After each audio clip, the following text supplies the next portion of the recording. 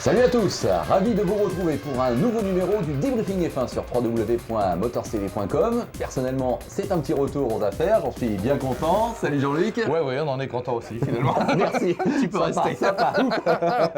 En tout cas, vous êtes toujours aussi nombreux à nous suivre, merci. On vous rappelle que vous pouvez poser vos questions sur le forum de motorstv.com, à la rubrique Monoplace, ou même poser vos questions par vidéo. Il faut s'inscrire sur le groupe YouTube, le Débriefing F1. Allez, on attaque directement dans le vif du sujet Jean-Luc. Dimanche prochain, bien sûr, le Grand Prix d'Italie. C'est vraiment la fin de saison, là, on est en plein dedans.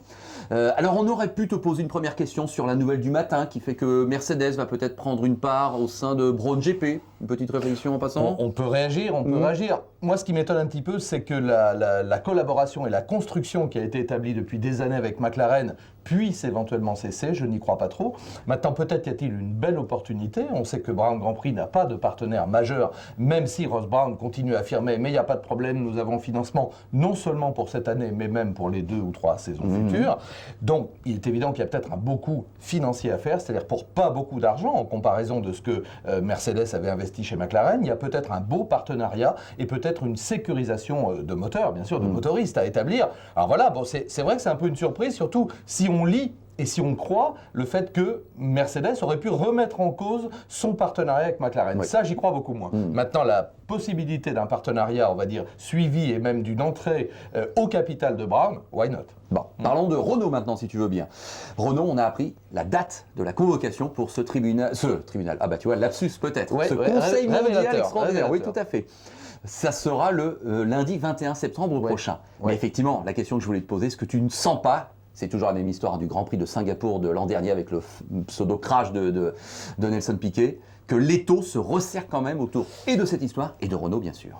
Bah écoute, je crois que c'est parfaitement clair. Effectivement, là, on a fait intervenir Denis Chevrier, qui est d'abord qui est un ami, on commence par là, et qui est d'excellents conseils et qui a fait partie de l'équipe Renault. Alors lui, et c'est logique, et je crois qu'on peut le croire, on est entre nous sur Débriefing F1, on est entre amis, je crois qu'on peut le croire, il n'était au courant de rien, il n'a jamais entendu parler de manœuvres comme ça, et il est évident que si de telles manœuvres, je dis bien en conditionnel, ont existé, moins il y avait de gens au courant, c'est d'ailleurs ce que dit Denis, et mieux ça a des chances entre guillemets de fonctionner. Donc sûr. À l'extrême limite, il pourrait y avoir que 2 personnes au courant, Flavio Briatore, si tel est le cas, et Nelsinho Piquet. On sait qu'il y a eu historiquement, entre guillemets, une conversation extrêmement animée entre Flavio Briatore et Nelsinho Piquet le matin du Grand Prix de Singapour, qui s'est soldé par une sortie du motorhome.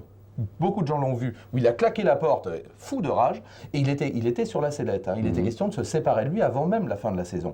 Et également, sur la grille de départ, tu me diras c'est peut-être habituel, Briatore a été voir Nelsinho Piquet, qui était forcément assez loin sur la grille, et là aussi on a bien compris qu'il y avait quand même un rappel de consigne à minima.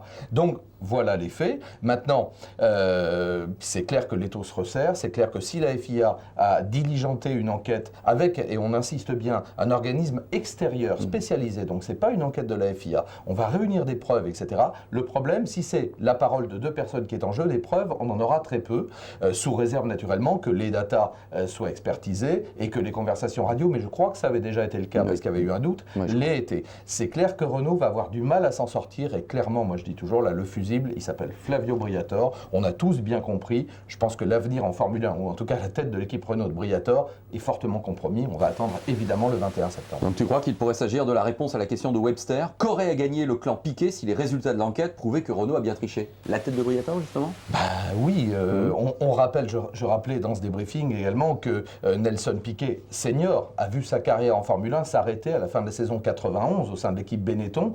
Et c'est ce même Briatore qui avait décidé de l'exclusion et presque de l'humiliation de Nelson Piquet, triple champion du monde, il faut quand même le rappeler, parce qu'on l'a mis dans les pattes, et c'était le jeu, un certain Michael Schumacher qui avait des performances remarquables. Donc Nelson Piquet père, il a dû un petit peu passer par-dessus pour que son fils parvienne à la Formule 1 et signe avec Renault.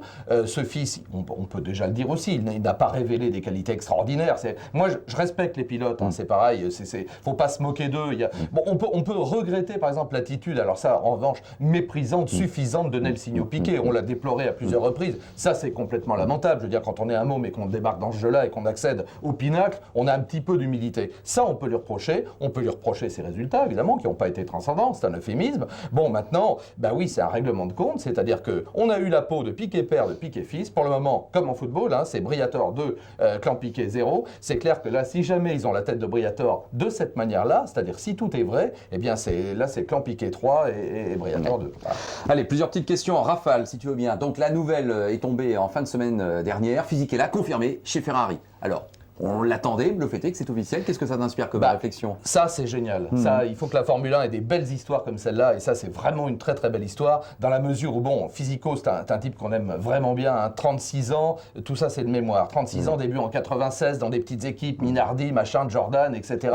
Renault, après, il décroche quand même 3 victoires en Grand Prix. 275 points marqués, tu vois, j'ai carrément 225, j'ai révisé juste avant. C'est pas une interro, hein, 225 Grand Prix. C'est un type sympa, c'est un type bien, c'est un type attachant. Moi, je suis ravi pour lui, j'en ai des frissons. Je veux dire, comme il le dit depuis qu'il avait 2-3 ans, il rêvait de finir chez Ferrari, comme tous les pilotes de Formule 1, mais en plus, il est italien. Le seul problème à lui, il est parti pour 5 Grands Prix. Oui. Ça, c'est impressionnant. J'espère qu'il ne va pas se mettre trop de pression à Monza, parce qu'un pilote italien dans une Ferrari à Monza, oula, ça, c'est du lourd. Alors, un Italien chasse l'autre, Luca Badoer, donc qui est remplacé, c'est évident. Il a quand même déclaré que c'est à cause des mauvais articles sur lui, ou d'un rôle un peu critique de la presse, qu'il devait son exclusion. Est-ce que ça te semble crédible comme explication? Je peux flinguer là? Vas-y, bon, allez. Crac, crac.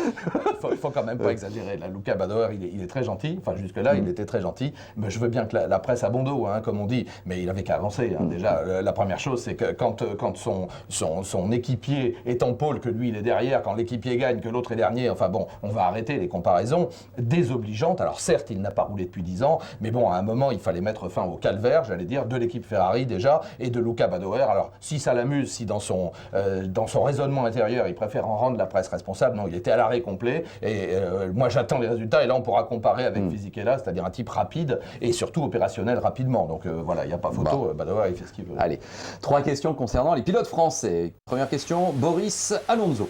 Est-ce possible que Sébastien Loeb soit au départ, vraiment, de ce Grand Prix d'Abu Dhabi, qui sera le dernier de l'année? Alors, je me mouille aussi. Ça, j'y crois. Depuis le début, je dis j'y crois, même si Loeb, là aussi, au micro, notamment d'Éric Briquet, on en a parlé dans Motor sur AMC, a un peu rejeté ça, en Australie, voilà, un peu irrité, en disant oui, bon, arrêtez de me parler de ça, dès qu'on parle de Formule 1, ça fait du bruit. D'abord, c'est lui qui alimente un petit peu aussi les nouvelles régulièrement, on le sait bien, il avait essayé l'an dernier, il dit que ça lui plairait à un moment ou à un autre. Là, le calendrier, le timing est parfait, puisque le championnat du monde des rallyes sera terminé.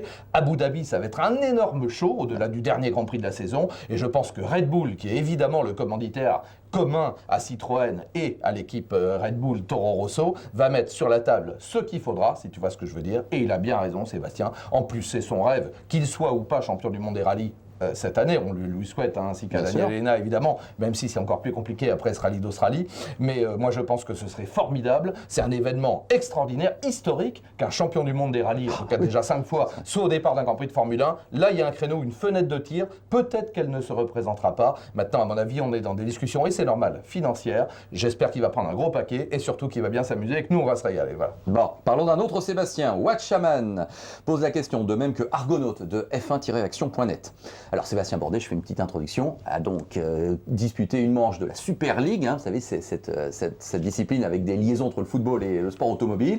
Il a gagné la super finale, c'est ce qu'on appelle la super finale, la dernière des 3 courses inscrites dans chaque meeting.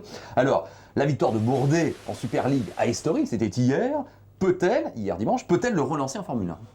Non, ça j'y crois pas une seconde, là aussi, je suis désolé de casser un peu un rêve peut-être, ou non, ça n'a rien à voir, enfin faut être gentil, on voit quelle est la grille en Super League Formula, bon c'est un show là aussi avec des noms, c'est très bien pour Sébastien, je n'ai pas à juger sa décision, il avait envie de courir, moralement c'était important, retrouver le goût de la victoire c'est important, mais là en plus il part à 6, enfin c'est un plateau qui est assez médiocre, soyons crus, avec des pilotes de deuxième plan, c'est pas méchant non plus, c'est très bien, et je l'avais dit avant, hein, donc en off, j'avais dit Sébastien il faut qu'il gagne, il a gagné, c'est super, c'est normal, ça lui fait du bien au moral, mais pour le relancer pour la Formule 1, non, il faut autre chose, ça n'a rien à voir.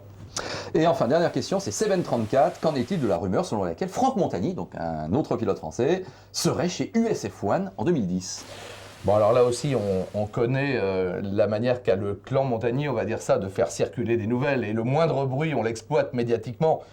Moi, je le souhaite pour Franck, tant mieux s'il y arrive, s'il arrive enfin à retourner en Formule 1 à bon niveau. Bien sûr qu'il a des contacts aux États-Unis, bien sûr, on le sait bien. Et il a roulé donc pour Andretti, naturellement. Maintenant, USF1 c'est autre chose. Est-ce que là aussi, on peut miser sur Montagny, qui a une expérience de la Formule 1 qui est assez limitée tout de même, alors que si on recherche un pilote d'expérience, d'abord, il va falloir au moins un Américain, je pense quand même, dans cette équipe. On en revient toujours au même problème. Lequel, je ne sais pas. Scott Speed ou je ne sais qui, on peut trouver des solutions. Et puis un pilote d'expérience sur lequel s'appuyer, etc.